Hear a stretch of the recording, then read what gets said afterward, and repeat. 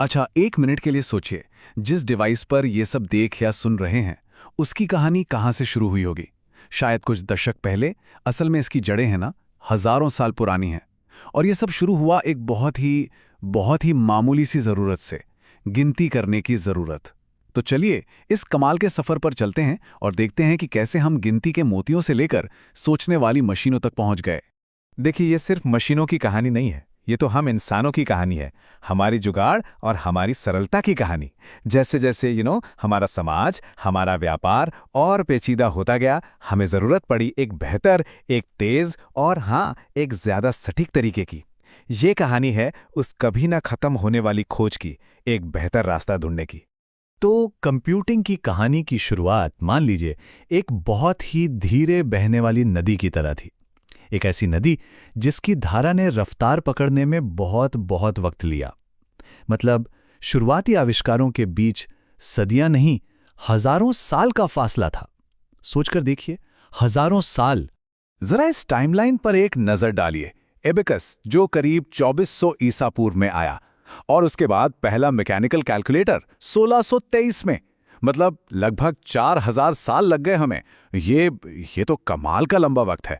और फिर देखिए, करीब 200 साल बाद आते हैं चार्ल्स बैबेज, जो एक ऐसी मशीन की कल्पना करते हैं जो सिर्फ हिसाब किताब नहीं बल्कि जिसे प्रोग्राम भी किया जा सके। तो बैबेज को कंप्यूटर का जनक क्यों कहा जाता है? असल में उनकी असली जीनियस ये थी कि उन्होंने कॉन्सेप्चुअल लीप ली, एक बड़ी वैचारिक छलांग लगाई। उन्होंने एक ऐसी मशीन के बारे में सोचा जो सिर्फ गिनती ना करे बल्कि दिए गए निर्देशों का पालन भी करे। जानते हैं प्रेरणा कहाँ से आई? कपड़ा बुनने वाली मशीनों से, जो पंच कार्ड से पैटर्न फॉलो करती थी। बस यही तो आधुनिक कंप्यूटर का एकदम कोर आइडिया था।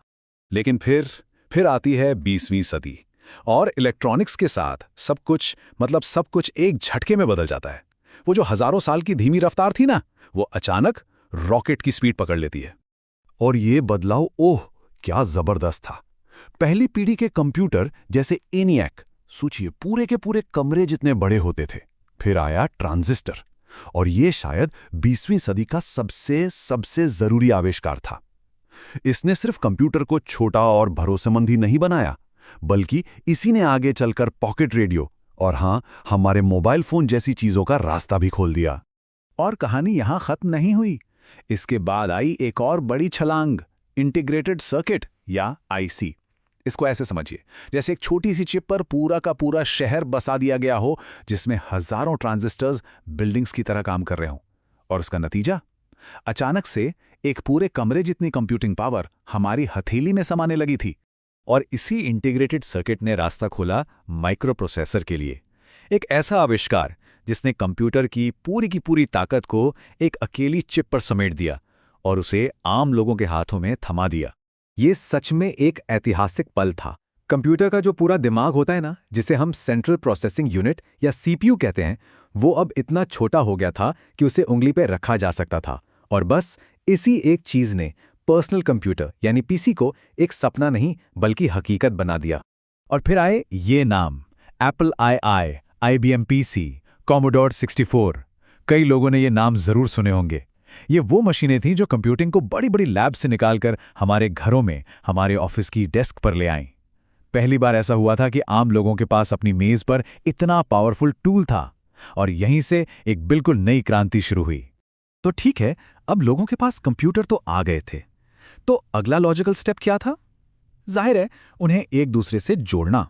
और जैसे ही ये हुआ, ये अलग अलग मशीनें एक ग्लोबल नेटवर्क में बदल गईं, और इसने हमारे जीने का तरीका हमेशा के लिए बदल दिया। 1989 में सर टिम बर्नर्स-ली ने वर्ल्ड वाइड वेब का आविष्कार किया, और ये एक धमाके जैसा था। इसने दुनिया भर के कंप्यूटरों को एक साथ ला खड़ा किया। अब कंप्यूटर्स सिर्फ हिसाब किताब करने वाली मशीनें नहीं, वो तो ज्ञान और एक दूसरे से जुड़ने का दरवाजा बन चुके थे। और इसका असर, बस इस टेबल पर एक नजर डालिए। आज की तारीख में कनेक्टेड कंप्यूटिंग किसी भी बिजनेस की कह सकते हैं रीढ़ की हड्डी है। ये कोई ऑप्शन नहीं है, ये एक जरूरत बन चुकी है। चाहे वो ऑपरेशन हो, कस्टमर रिलेशन हो या मार्केटिंग हो, सब कुछ उसी नेटवर्क पर चल रहा है जिसकी नींव 1989 में रखी गई थी। और ये सब हमें आज के दौर में ले आता है, जहां हम कंप्यूटिंग के अगले सबसे बड़े चैप्टर के मुहाने पर खड़े हैं, और उसका नाम है आर्टिफिशियल इंटेलिजेंस। अब ये एआई है क्या? अगर बिल्कुल आसान शब्दों में कहें तो एआई का मतलब है ऐसी मशीनें बनाना जो सोच सकें, सीख सकें और इंसानों की तरह फैसले ले सकें। अब फोकस सिर्फ तेजी से कैलकुलेट करने पर नहीं है, बल्कि समझदारी से, बुद्धिमानी से काम करने पर है। ये वो सवाल है जिसके बीच आज हम सब जी रहे हैं, और इसके जवाब हमें हर तरफ दिखने भी लगे हैं। उन एल्गोरिदम्स में जो बीमारियां पकड़ रहे हैं, उन सिस्टम्स में जो हमारी बातें समझ रहे हैं, और तो और उन मॉडल्स में जो तस्वीरें और म्यूजिक तक बना सकते हैं। इसकी संभावनाएं सच में हमारी कल्पना से भी परे हैं। तो सोचिए जरा, कहाँ एबेकस पर मोतियों से गिनती करना और कहाँ आज के एल्गोरिदम जो कविता लिख सकते हैं। ये जो सफर हमने तय किया है ना, ये वाकई में कमाल का है। इस तरक्की की रफ्तार सच में हैरान कर देती है। और इसी सवाल के साथ आज की बात खत्म करते हैं। पहली बड़ी छलांग में लगे हजारों साल और हाल की छलांगों में लगे सिर्फ कुछ दशक। एबेकस से मैकेनिकल कैलकुलेटर तक 4000 साल, वैक्यूम ट्यूब से माइक्रो प्रोसेसर तक सिर्फ 30 साल। तो अब जब रफ्तार इतनी तेज हो चुकी है, तो अगली बड़ी छलांग कैसी दिखेगी और उसमें कितना वक्त लगेगा? ये एक ऐसा सवाल है जिसका जवाब भविष्य ही देगा।